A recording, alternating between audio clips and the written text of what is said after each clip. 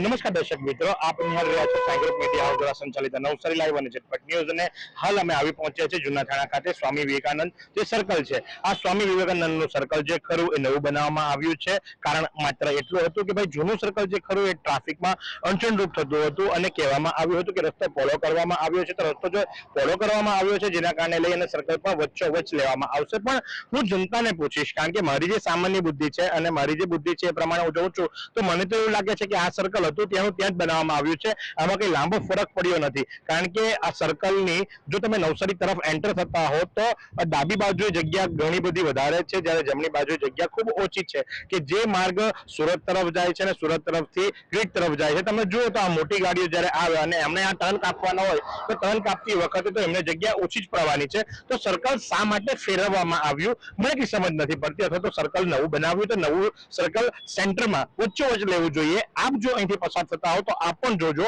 અને મારી વાત કેટલી સાચી એ મને જણાવજો. સર્કલ બની ચૂક્યું છે.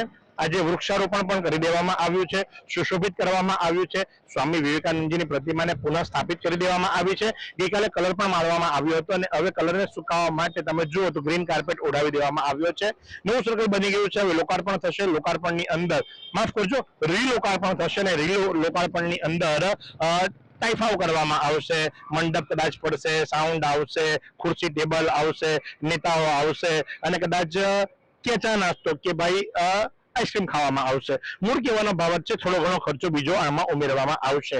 પણ એ ખર્ચો કેટલો યોગ્ય એ આપ મને જણાવો. સ્વામી વિવેકાનંદજીની પ્રતિમાની હાઈટ પહેલા વધારે હતી, થોડીક ઊંચાઈ પર હતી, તેની જગ્યાએ થોડું નીચું કરવામાં આવ્યું છે. હાઈબીમ ટાવર હતો એ હટાવી લેવામાં આવ્યો છે, સિગ્નલ લાઇટો મૂકી દેવામાં આવી છે. પણ મુદ્દો ત્યાંનો ત્યાં કે આ જગ્યા ઉપર જ્યારે ટ્રાફિક સર્જાય છે, રસ્તો પહોળો કરવામાં આવ્યો હતો, તો સર્કલને સેન્ટરમાં શા માટે ન લેવામાં આવ્યું અથવા તો સર્કલને આગળ પાછળ શા માટે ન કરવામાં આવ્યું. સામાન્ય રીતે તો તમને સ્પષ્ટપણે દેખાશે કે સર્કલ એની એ જ જગ્યાએ બનાવી દેવામાં આવ્યું હોય એવું લાગી રહ્યું છે. અને તમે જુઓ તો નાની ગાડીઓ તો ટર્ન કાપી શકે છે, પણ મોટી બસો અને મોટા ટેમ્પાઓ જ્યારે પસાર થાય છે તો ત્યારે એમને આ ટર્ન કાપવામાં તકલીફ થશે. બીજું કે જ્યાં સિગ્નલ લાઇટ મૂકવામાં આવી છે અને કોઈ બસ જે ખરી એ ટર્ન મારતી વખતે સિગ્નલ લાઇટ તરફ ગઈ તો એના માટે જવાબદાર કોણ? એટલે થોડુંક પ્લાનિંગ કદાચ કાચું હોય એવું મારી સામાન્ય બુદ્ધિ કહે છે. બાકી એન્જિનિયરો તો મહાનગરપાલિકા પાસે ઉચ્ચ કોટીના છે, એટલે આપણે એમની ઉપર કોમેન્ટ નથી કરતા. પણ સર્કલ જ્યાં હતું ત્યાંનું ત્યાં જ લાગી રહ્યું છે. કોઈ લાંબો તફાવત સર્કલની અંદર મને દેખાતો નથી. હાઈબીમ ટાવર નીકળી ગયું છે. હાઈબીમ ટાવરને કદાચ કોઈ અન્ય જગ્યાએ શિફ્ટ કરવામાં આવશે. પણ હું માત્ર હવાઈ વાતો નથી કરતો, આપને પ્રત્યક્ષ દર્શાવીશ, કારણ કે હાઈબીમ ટાવરનું જે પ્લેટફોર્મ છે અંદાજિત આ જ પ્લેટફોર્મ છે કે જ્યાં હાઈબીમ ટાવર હતું. અને સર્કલ તમે જુઓ તો હાલના તબક્કે તો મને આમાં કોઈ લાંબો ટ્રાફિકમાં ફરક પડશે એવું લાગતું નથી,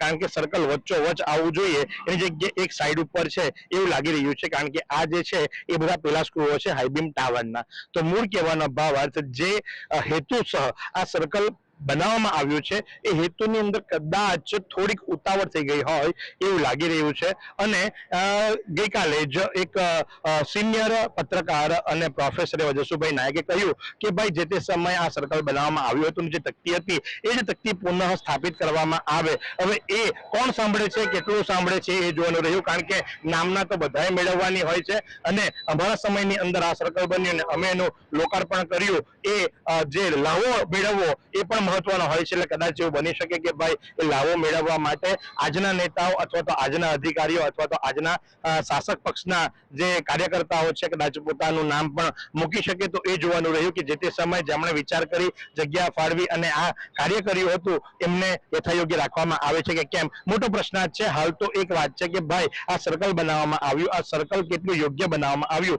એ પણ જાણવું ખૂબ મહત્વનું હતું. કારણ કે હાલના તબક્કે આપ જોશો તો આ સર્કલ જે ખરું મને તો એનું એ જગ્યા બની હોય એવું લાગી રહ્યું છે. અને હાલ જગ્યા ઓછી પડશે એ સ્પષ્ટ દેખાઈ રહ્યું છે. તો આજ પ્રમાણે આવા અવનવા સમાચારો માટે આપ નિહાળતા રહો નવસારી લાઈવ અને ઝટપટ ન્યૂઝ. કેમેરા પર્સન કુશંગની સાથે હું મહેશ ભટ્ટ વિદાય લેતા પહેલા જો મારી વાત સાચી લાગી હોય તો ચોક્કસથી કોમેન્ટ કરજો, શેર કરજો, લાઈક કરજો અને પ્રશ્ન પૂછવાનું ભૂલશો નહીં.